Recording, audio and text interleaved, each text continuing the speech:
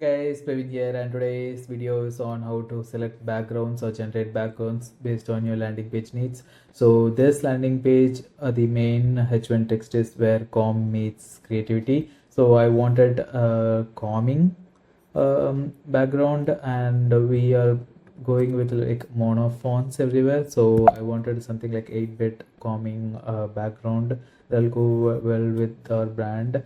Our brand colors are like greenish and orange tones, so I went with a background that has that green and orange everywhere, so it worked very well.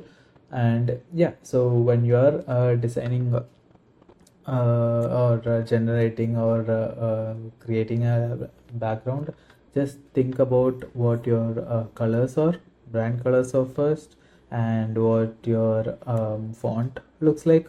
If your font has is serif, try to have like very elegant or black and white backgrounds. Or if your font is like mono like this one, 8-bit or like very robotic um, images will be working good. But yeah, so based on your font, your colors, and overall placement of the your H1 text, try to decide on a image and look out.